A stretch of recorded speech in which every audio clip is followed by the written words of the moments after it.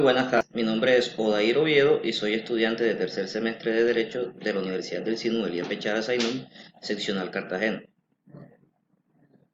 El día de hoy estaremos hablando acerca de las falacias. Las falacias o los vicios de la argumentación. Se conoce que su origen se da en el año 500 a.C. en la antigua Grecia. Protágoras, quien era uno de los sofistas, que eran personas que se dedicaban a enseñar a los demás, enseñaba la retórica. Y se dice que los sofistas fueron los primeros que descubrieron la posibilidad de hacer negocio o hacer dinero a partir de las clases particulares. Protágoras en particular daba clases a jóvenes que querían aprender cómo actuar y cómo argumentar en los juicios, y este sostenía que para poder argumentar había que tener ideas y temas expositivos, y estos se dan diariamente en distintos casos. En cualquier situación donde tratas de convencer a alguien, además de que argumentando permanentemente, suceden cosas interesantes. El Internet está convirtiendo la escritura en una conversación.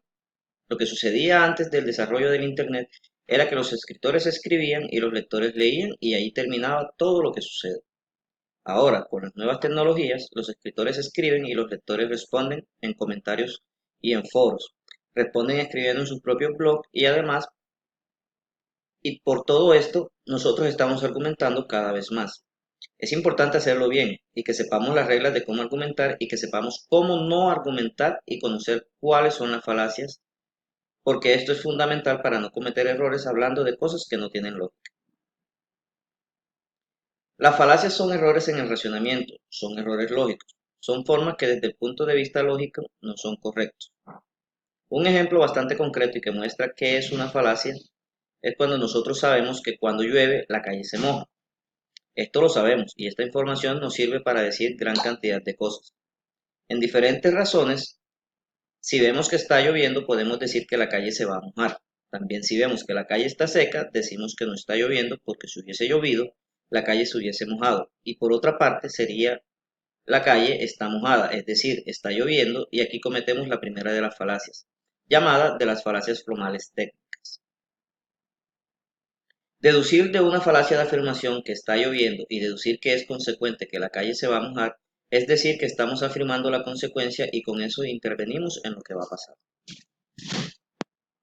Las falacias también están relacionadas con el dinero. Para ilustrar qué tan fuerte puede ser una falacia, por ejemplo, hablamos de que existe un país donde principalmente los ingresos están basados en una falacia, que es la falacia del apostador.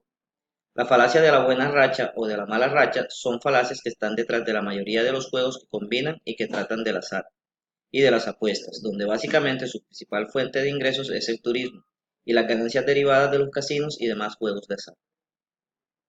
La falacia de la buena o mala racha nos dice que si ganamos una noche 2 o 3 veces, decimos que esta es nuestra noche. Estamos de buena suerte o de buena racha y vamos a empezar a apostar mal y a apostar más. Y la contrapartida de esta falacia es pedirnos varias veces y que perdimos varias veces y bueno, apostamos poco para mantenernos hasta que nos venga la suerte. Y ahí entonces empezamos a aumentar nuestras apuestas y es en definitiva el mismo problema. No hay o no existe ni buena ni mala racha, son eventos aleatorios y no funcionan de esta manera. La falacia del argumento ad nominem, por otro lado, corresponde a un ataque al hombre, mas no a un ataque a la idea. Es decir, no argumenta correctamente y ataca con esta al que está diciendo algo y le decimos que es un estúpido. Esto vendría siendo un argumento a la opinión. En la mayoría de las veces sirve para derivar la conversación y hace perder la argumentación. Si mi oponente es estúpido, le digo que es corrupto o algo así solo para hacerlo perder la secuencia de este. En estos existe un argumento directo donde también se toma el ataque a las intenciones. También existe la falacia de apelación a la autoridad. Tenemos un ejemplo donde un autor o un actor disfrazado de médico que previamente indica que no es un doctor, pero que él interpreta a uno en la televisión y justamente después de afirmar esto nos recomienda que tomemos aspirinas. Y seguimos reafirmando que este mismo actor, basado en los papeles anteriores que había realizado en otras series de televisión, se configura como una persona muy versada acerca de ciertos temas.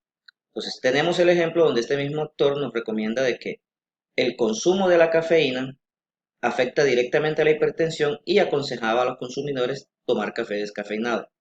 Por consiguiente, validamos que la opinión del actor es lo suficientemente fuerte para que esto se convierta en una realidad.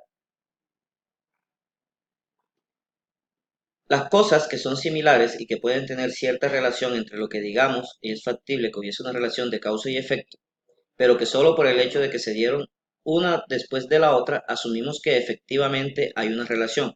Por ejemplo, las falacias que tratan de los absurdos, como por ejemplo decir que el gallo cantó un poco antes de que el sol saliera, entonces el gallo a través de su canto hace que salga el sol. Es bien una manera de demostrar un absurdo, que se convierte en un error de argumentación. La cábala es todavía más fuerte y es algo a lo que tenemos una tendencia mucho más fuerte. La falacia relacionada con la conocida, como la confusión entre correlación y casualidad, la otra la confusión entre sucede juntos, hay una causa, y estas suceden, se mueven juntos a la correlación, es una medida que están alineadas, que se mueven, en la que se mueven dos variables. Un ejemplo de una correlación es, por ejemplo, la correlación que existe entre la altura de las personas y el peso. En general, cuanto más alta es la persona, mayor peso tiene. Si tiene un peso mayor, mayor es la altura. De todas maneras, en general el promedio de los más altos es más pesado que el promedio de los más bajos. También existe la falacia de petición de principios, que es cuando uno para demostrar algo termina incluyendo en la demostración aquello que quería demostrar e incluye frases tales como si fuéramos capaces de construir una máquina tan compleja como el cerebro humano, entonces las máquinas serían capaces de hacer las mismas tareas que hace el ser humano. Y a partir de allí, siguen con una elaboración de lo que va a pasar cuando las máquinas hagan lo mismo que hacen los seres humanos. Pero partiendo de una falacia que fue asumir que van a ser una máquina capaz, es decir, evidentemente si la haces tan capaz como el cerebro humano, esta va a ser tan capaz o igual como él mismo. También existe la apelación a lo antiguo, que es una técnica milenaria. Pero cuando hablamos de milenario no quiere decir que se hace, no quiere decir más que se hace desde hace mucho tiempo. Por ejemplo, milenaria es la esclavitud y eso no nos dice que sea bueno. Algo parecido pasa con la apelación a lo natural, es decir, hierbas naturales y demás tipos de cosas. Por ejemplo, el veneno de la serpiente es natural y sí, es de los mejores, pero es de los mejores que hay como veneno. No quiere decir que necesariamente sea bueno para nosotros. Las malas compañías en las que se asocia nuestra postura, por ejemplo, si nos asociamos a alguien que tiene mala fama, sobre todo, por ejemplo, con Adolfo Hitler, donde hablamos que en medio de su locura realizó investigaciones genéticas y sexistas, sí, siguen siendo investigaciones genéticas y sexistas, pero son las mismas que realizó Adolfo Hitler, las que se realizan en la actualidad. Entonces, no necesariamente tiene que ser que todo lo que hacía Hitler era malo. Muchísimas gracias.